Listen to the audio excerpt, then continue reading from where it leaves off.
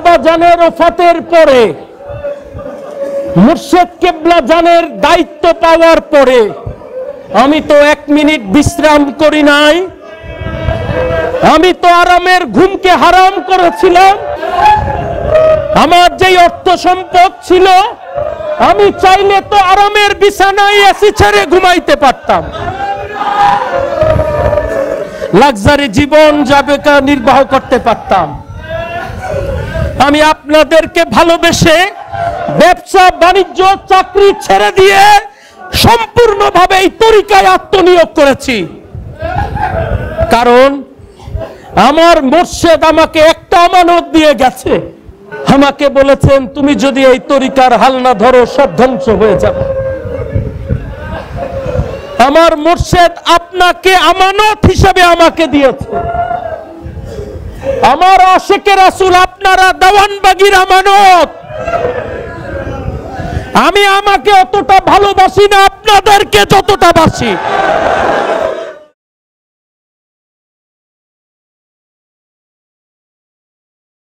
আউযু বিল্লাহি মিনাশ শাইতানির রাজিম। বিসমিল্লাহির রহমানির রহিম। নাহমাদুহু ওয়া নুসাল্লি আলা রাসূলিহিল কারীম। আম্মা বাদ। সর্বপ্রথম আমি আমার মহান মুর্শেদ, দিন দুনিয়ার কোহিনূর মুহাম্মদ ইসলামের পুনর্জীবন দানকারী, যুগের ইমাম, আম্বিয়ায়ে কেরামের ধর্মের দায়িত্ব ও বেলায়েত লাভকারী, আল্লাহর দেওয়া পুরস্কার পূর্ণিমার চাঁদে বাবা দেওয়ানবাগীর জীবন্ত প্রতিচ্ছবি, সুফি সম্রাট হযরত শাহ দেওয়ানবাগী রাহমাতুল্লাহ আলাইহির নুরানিময় কদম মোবারকে শতকোটি সালাম ও কদম বুচি জানাই। সালাম ও কদম বুচি জানাই কুতুবুল আকতাব, দুররে মাকনুন, খাতুনে জান্নাত, দয়াল মা রাহমাতুল্লাহ আলাইহার নুরানিময় কদম মোবারকে।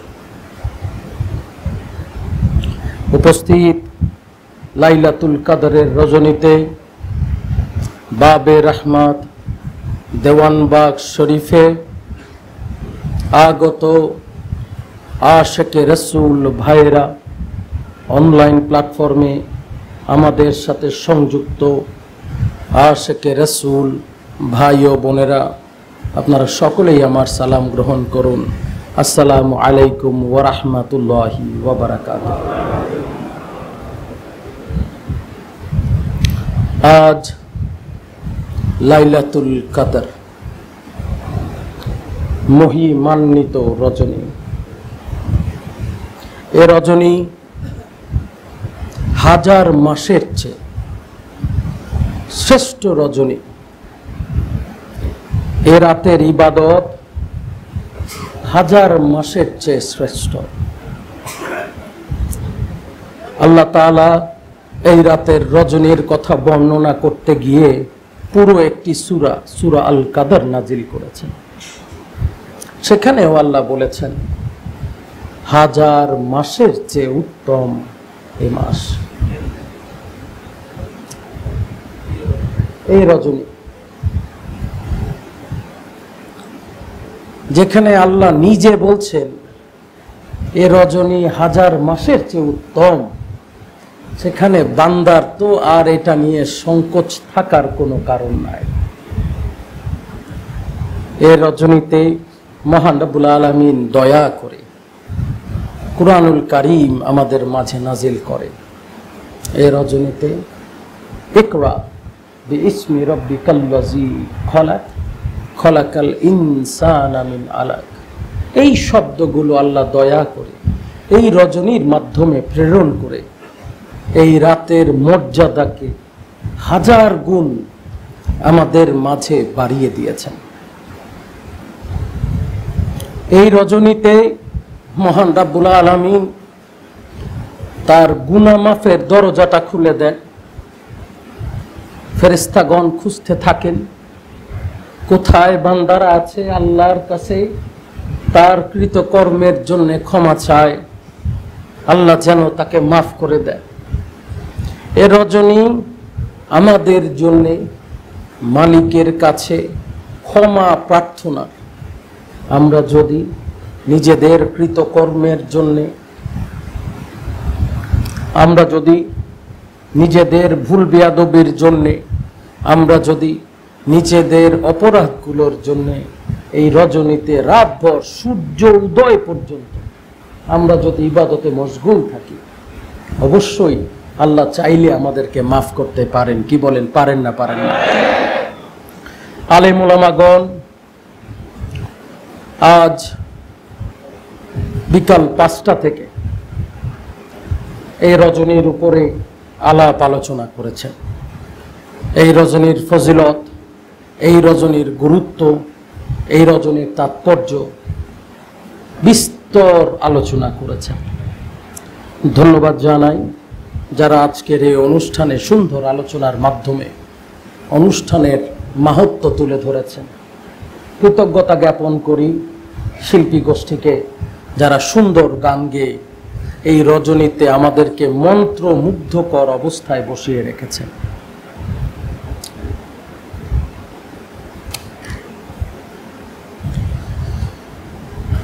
'85 সনে ইংরেজি মাস 16ই জুনে, আরবি মাস শবে কদরের 26শে রমজান দিবাগত রাতে আমার মুর্শেদ কেবলা যান তখন কদরের নামাজ আদায় করছিলেন। সেই সময় আমার জন্ম হয়।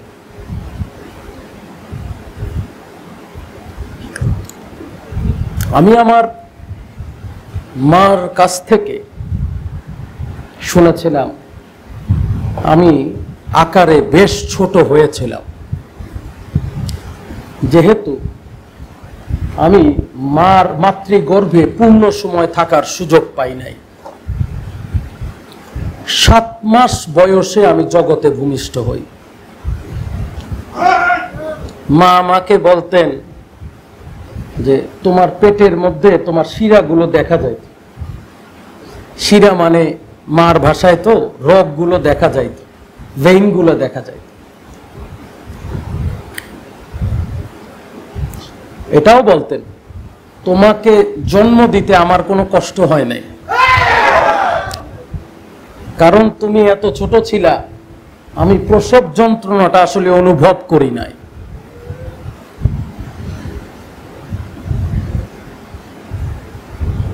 তখন কি কেউ জানতো 7 মাসের একটা ছোট্ট শিশু, যার জীবনে বেঁচে থাকাই বড় দায়।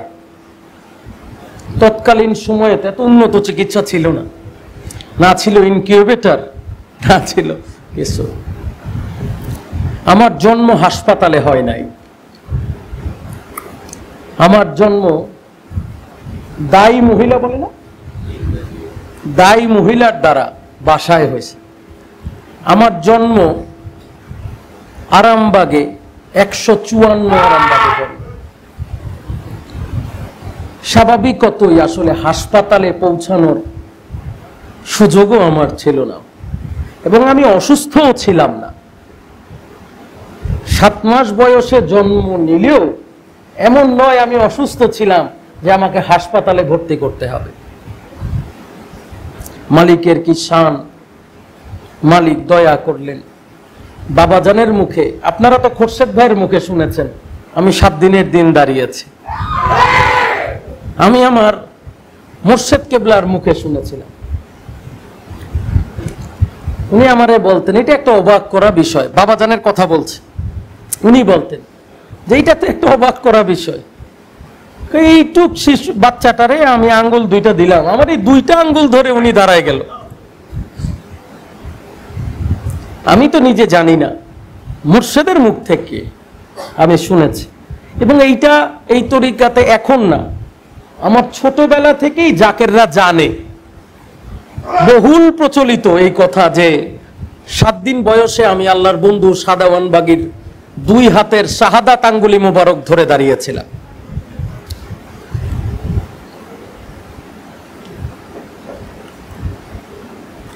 আমি নিজে কখনো যদি জিজ্ঞেস করেন, আজ ৩৯ বছর আমার, আমি কি এখানে এভাবে বসতে চেয়েছি কিনা? আমি চাই নাই। মানুষের জীবনে অনেক এইম থাকে, ডাক্তার হওয়া, ইঞ্জিনিয়ার হওয়া, আলেম হওয়া, প্রফেসর হওয়া, বড় অফিসার হওয়া। আপনারা কি জানেন আমার জীবনের এইম কি ছিল? আমার জীবনের সবচেয়ে বড় এইম ছিল হচ্ছে আমার মুর্শেদ কেবলা জানের সন্তুষ্টি অর্জন। এটা আমি ছোট্ট শিশু বয়স থেকে মানতাম যে মুর্শেদের সন্তুষ্টি অর্জন করতে হবে, ভাবতামও তাই।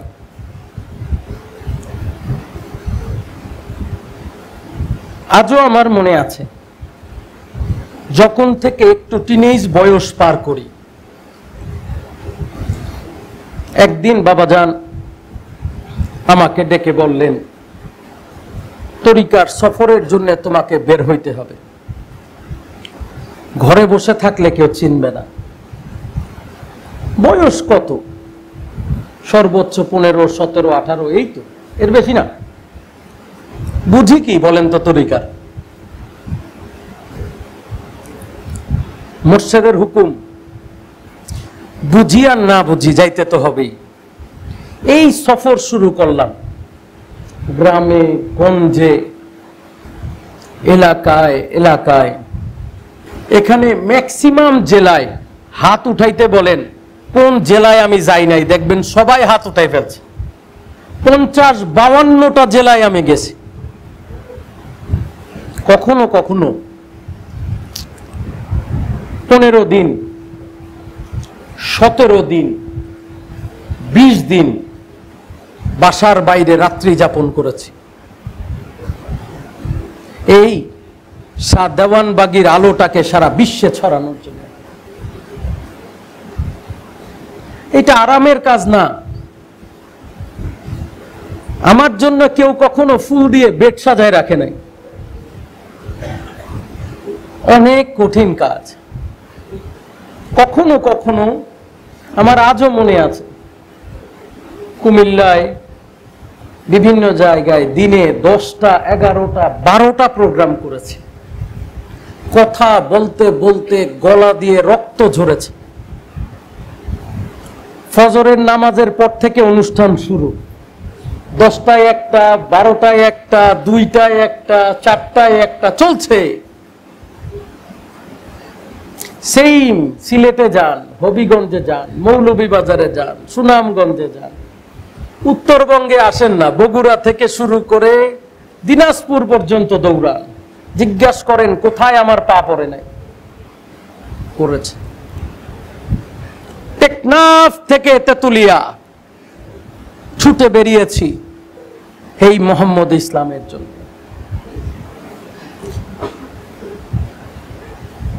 উদ্দেশ্য একটা, মুর্শেদ হুকুম করেছেন, তার সন্তুষ্টি।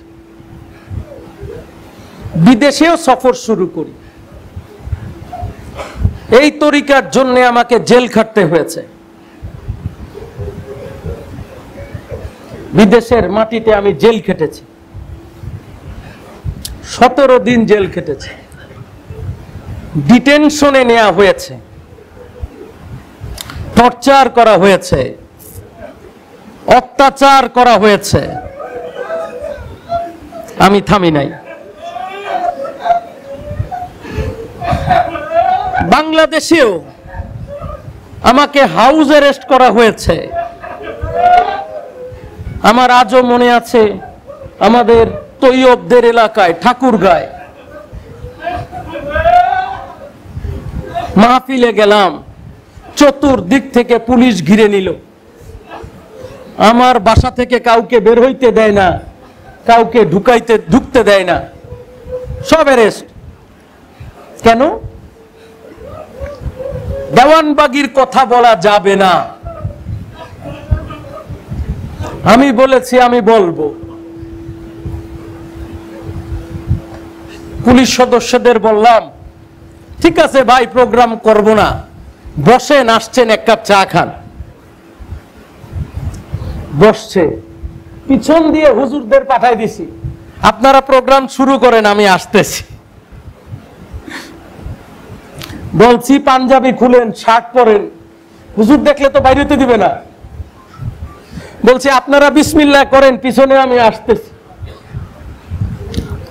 প্রায় 17-18 জন পুলিশ কর্মকর্তা, এত রাগ, মনে হয় আমার ওইখানে বাইন্ধা পিটাবে। আমি মালিকের প্রেমের শান শুরু করলাম, পুলিশ দেখি কান্না শুরু করছে। এরপরে বলে, হুজুর আমার খুব পেটে ব্যথা, আমার এই চায়ের কাপে একটা ফু দিয়ে দেন। আমি চিন্তা করলাম, এটা তো আমার মালিকের ইমানি পরীক্ষা, আজকে যদি ওর পেটের ব্যথা ভালো না হয় তাহলে তো এই সম্মেলন হবে না, এই অনুষ্ঠান হবে না। মালিকের কাছে আজিজি করলাম, মালিক আমার ফুয়ের কোনো যোগ্যতা নাই, ফুটা তুমি দিয়ে দাও। আমি সেই ওসি সাহেবের চায়ের কাপের মধ্যে ফু দিলাম। উনি মুখে চায়ের চুমুক দেওয়ার সাথে সাথে ওনার পেটের ব্যথা নাই। ওসি সাহেব কান্নায় ভেঙে পড়লেন, আমারে বললেন, হুজুর আপনার সাথে একটু কথা বলতে চাই, আপনি একা আসেন। বললাম, কি বলবেন বলেন। বললেন, হুজুর আমার এসপি সাহেব নিষেধ করেছে আপনাকে যাতে আমি প্রোগ্রাম করতে না দেই। আমি যদি এসপির কথা না রাখি আমার চাকরি থাকবে না, আর যদি আমি আপনাকে প্রোগ্রাম করতে না দেই তাহলে আল্লাহর কাছে আমি জবাব দিতে পারবো না। হুজুর আমি ওয়ার্ল্ডসে বলে দিতেছি, আপনি চলে যাবেন, আপনি প্রোগ্রাম করবেন না, আমি আপনাকে পাহারা দিয়ে নিয়ে যাব, আপনি ওই প্রোগ্রামে গিয়ে প্রোগ্রাম করবেন। আপনি প্রোগ্রাম করে আজকে রাতে দিনাজপুর চলে যান, আমি আপনার এই প্রোগ্রাম পাহারা দিয়ে করে দেব। মালিকের কি শান, যেই পুলিশ বাধা দিতে আসলো এই পুলিশই পাহারা দিয়ে গাড়ি নিয়ে সামনে পিছনে স্কট দিয়ে আমাকে ওই খানকা উদ্বোধনের অনুষ্ঠানে নিয়ে গেলেন। বিষয় হইল, যেই খানকা আমি উদ্বোধন করতে গেছি ওইটা তো আসলে খানকা হয় নাই, মাত্র জায়গা দিছে, 4টা বাঁশ লাগাইয়া একটা কাপড়ের সামিয়ানা দিছে। গেছিলাম উদ্বোধন করতে, এখন এই বাধার ঠেলায় এটার তো 12টা বাজছে। মাওলানা শাহ আলম সাহেব তখন জীবিত। শাহ আলম সাহেবরে বললাম বক্তব্য চালান। এখন বাজারের পাশ দিয়ে যখন পুলিশের গাড়ি সাইরেন বাজিয়ে যাইতেছে, দেখা গেল খানকা উদ্বোধনে থাকার কথা 50-60 জনের জাকেরদের, সবাই উৎসুক জনতা, হাজার হাজার বাজার থেকে এক হইছে এখানে কি হইতেছে দেখার জন্য। প্রস্তুতি হইল 50 জনের, মালিক দিল 1000 লোক। কি বলেন, মালিকের দয়া আছে না নাই? আছে না নাই? সেখানে আলোচনা করে মোনাজাত করলাম, মোনাজাতে কান্নার রোল পড়ে গেল। সবক দিলাম, বের হয়ে আসলাম, রাতে দিনাজপুর রওনা দিছি। ওসি সাহেব আমাকে বললেন, আপনাকে আমাদের এরিয়া পার করে দিব। আমি খুশি মনে রাজি হইলাম, এরিয়া পার করে দিবেন, আলহামদুলিল্লাহ। সাইরেন বাজায় বাজায় বাজায় বাজায় সামনে নিয়ে গাড়ি, ওনারা এরিয়া পার করবেন। এরিয়া পার করে দেখি রাস্তার মাঝখানে ওনারা আবার আমার বহর থামাইছেন। চিন্তা করলাম, আল্লাহ রে, আবার জানি কোন মুসিবতে পড়লাম, আবার জানি কোন বিপদে পড়লাম। আমি বললাম, ভাই এবার কি হয়েছে বলে। বলে, হুজুর আমরা সবাই তরিকা নিতে চাই। ওনার 2 গাড়ি ফোর্স সহ পুরো থানার যত কর্মকর্তা ওই সফরে আমার সাথে ছিলেন। রাস্তার মধ্যে রাত্রে 2টার সময় লাইন ধরে দাঁড়ায়া প্রায় 17-18 জন পুলিশকে আমি ওই জায়গায় দাঁড়ায়া ইউনিফর্ম অবস্থায় কালবে হাত দিয়ে আল্লাহ নামের জিকির দিলাম।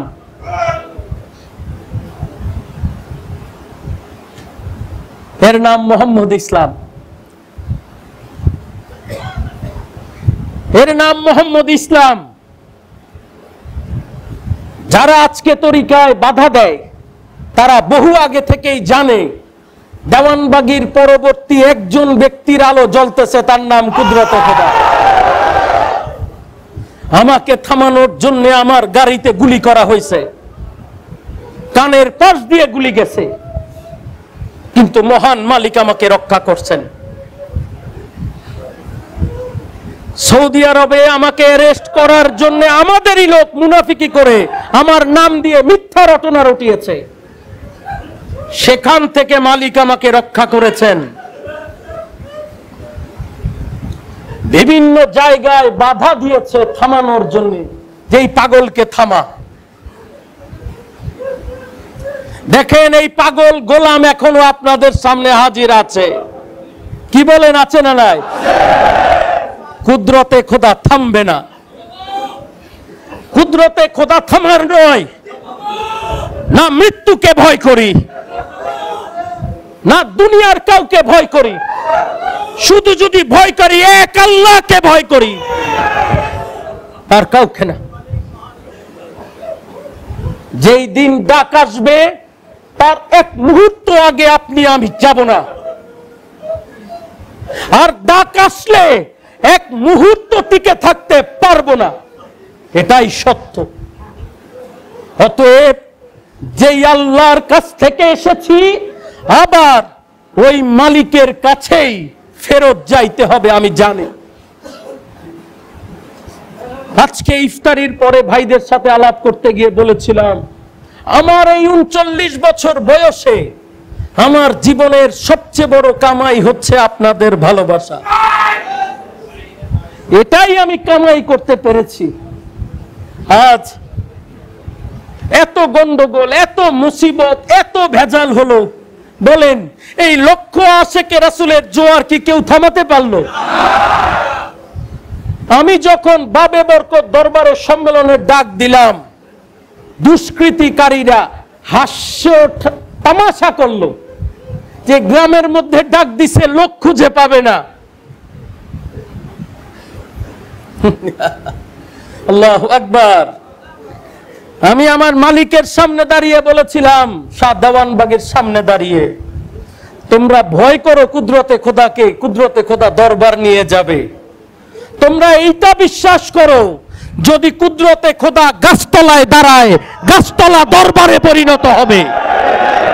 কি বলেন, সত্য না মিথ্যা?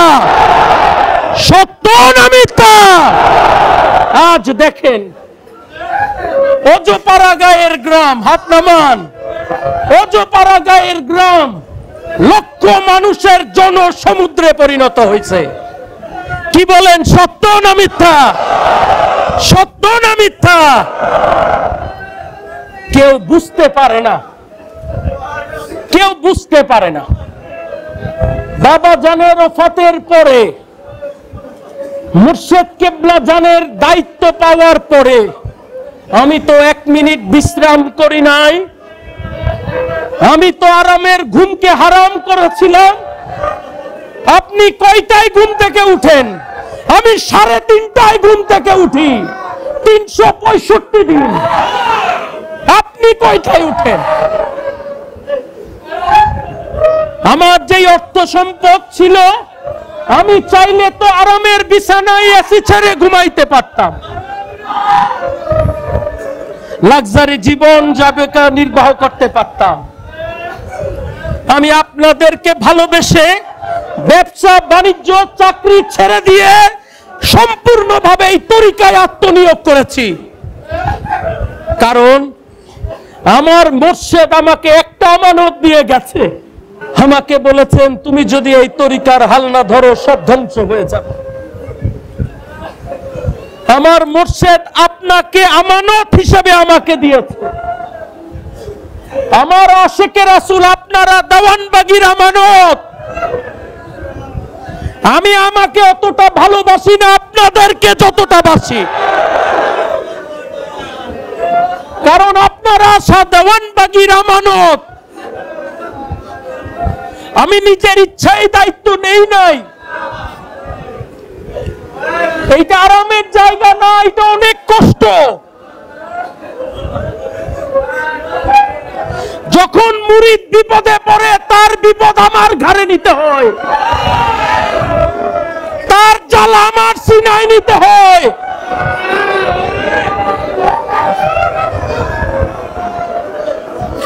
এটা আরাম নয়। একবার এই চেয়ারে বসে দেখেন, জ্বলে পুড়ে ছারখার হয়ে যাবেন।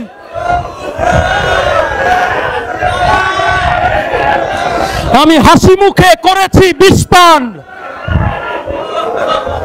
আমি হাসি মুখে করেছি বিষপান, আমি হাসি মুখে জ্বালা নিয়েছি বুকে। কারণ আমি তো শাহ দেওয়ানবাগীকে ভালোবাসি, আমি তো আমার মুর্শেদ বাবাকে ভালোবাসি।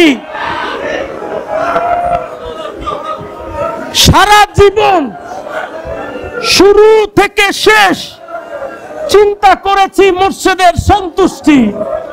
আজও এই গোলাম খুঁজে বেড়াই মুর্শেদের সন্তুষ্টি।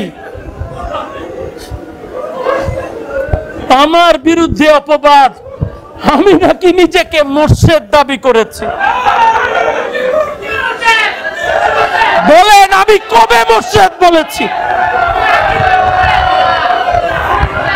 দেওয়ানবাগী বলেছিলেন তুমি মুর্শেদ হইতে পারবা, আমি নিষেধ করেছি না, আমি মুর্শেদ চাই না। আমি তুমি বাবা দেওয়ানবাগীকে মুর্শেদ দেখতে চাই।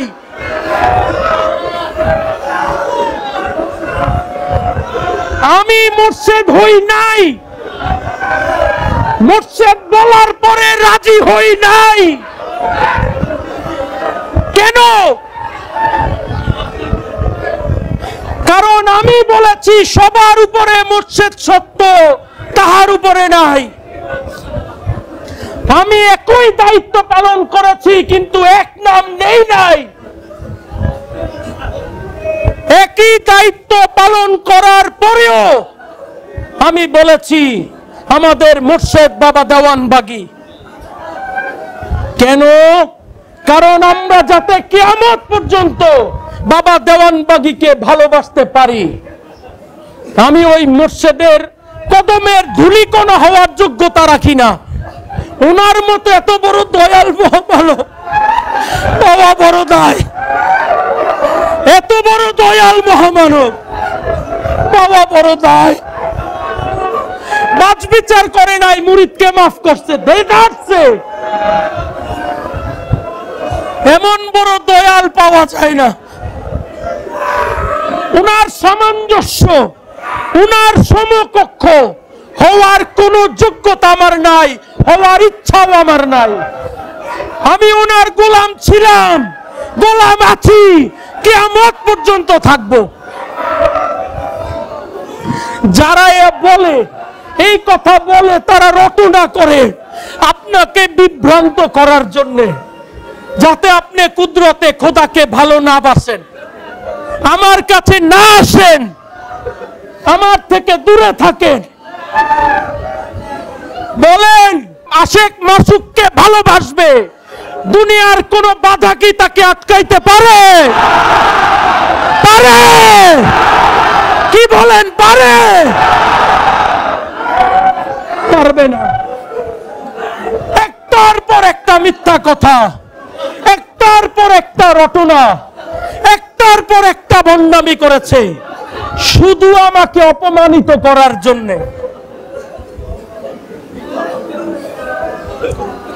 এতে আপনাদের কিছু আসে যায়? আপনাদের কিছু আসে যায়? বৃথা চেষ্টা। 10 বছর সময় দেন, আল্লাহ যদি এই গোলামকে সাহায্য করে, আমি সাক্ষ্য দিচ্ছি এমন কোন ময়দান থাকবে না যেখানে আশেকে রাসূলকে জায়গা দিতে পারবে। এমন কোন দেশ থাকবে না যেখানে আশেকে রাসূলের ময়দান হবে না। এমন কোন দেশ হবে না যেখানে আশেকে রাসূল থাকবে না। আমার মধ্যে যোগ্যতা আছে, আমার সিনার আলো আমি সারা দুনিয়ায় ছড়াইতে পারি। সময় দেন, সময় আসছে, সারা দুনিয়া আশিকে রাসূল হবে, রাসূলের প্রেমিক হবে, দেওয়ানবাগীর আশিক হবে। সময় দেন। একদিন, এক সময়, এক বছর আমি এই দায়িত্বে আসি নাই। দীর্ঘ ৩৫ বছর দেওয়ানবাগীর গোলামি করে এখানে এসেছি। এত সহজ নয়। এই দেহটাকে পুড়তে পুড়তে এসেছি। আপনাকে কেউ কুকুরের বাচ্চা বলে গালি দিলে আপনার গায়ে লাগে। আমাকে গত ৩ বছরে আমার স্ত্রী, আমার সন্তান, আমার বাচ্চা কাচ্চাকে উলঙ্গ করে গালি দিয়েছে। কই আমি তো অপমানিত হই নাই, আমি তো অপমানিত হই নাই। আমি বেহায়া, আমি নির্লজ্জ, আমার লজ্জা নাই। কারণ আমি জেনে শুনে করেছি বিষপান। আমি জানি এই অপবাদ নবী মুহাম্মদকে দিয়েছিল না, তাই না? এই অপবাদ দেওয়ানবাগীকে দিয়েছে, আমাকেও ছাড়বে না। যতদিন আছে এই অপবাদ আমার সাথে ঘুরবে। আমি নামাজ পড়লেও বলবে দক্ষিণ দিকে ফিরে নামাজ পড়ি। আমি রোজা রাখলেও বলবে বাথরুমে গিয়ে পানি খায়। আমি জানি।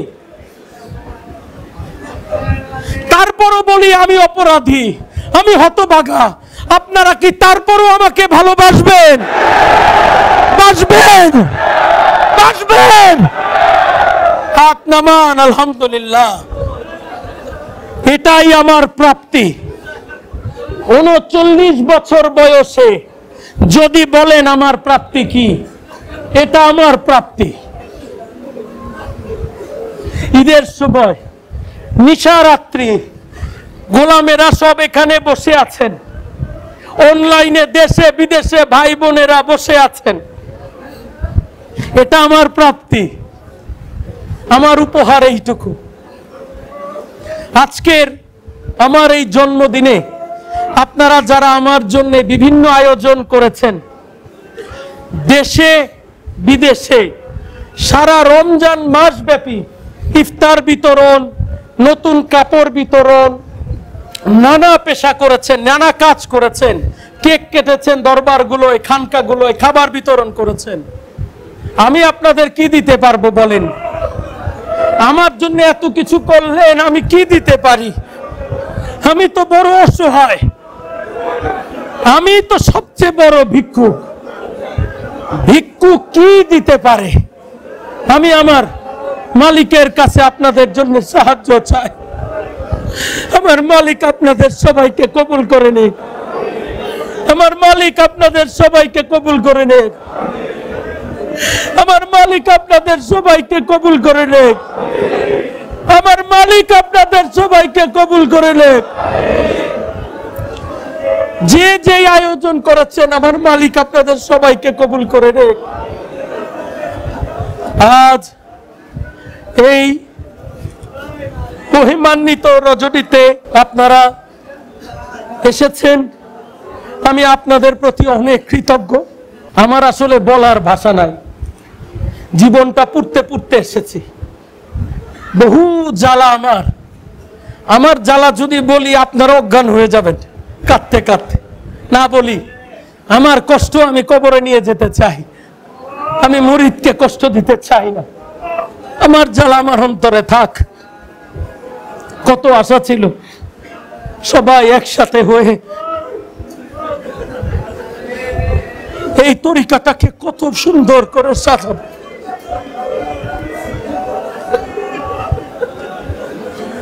মালিকের পরীক্ষা বড় কঠিন, আপন যেন পর হয়ে যায়।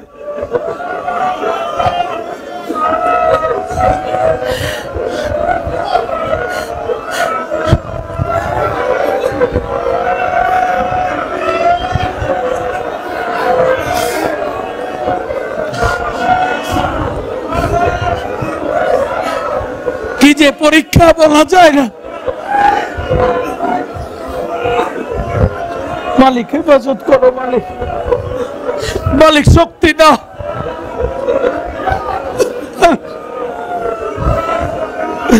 মালিক শক্তি দাও।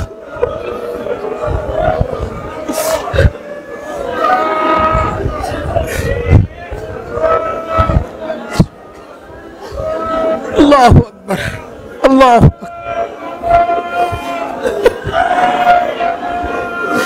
আল্লাহ, আল্লাহ, আল্লাহ মালিক।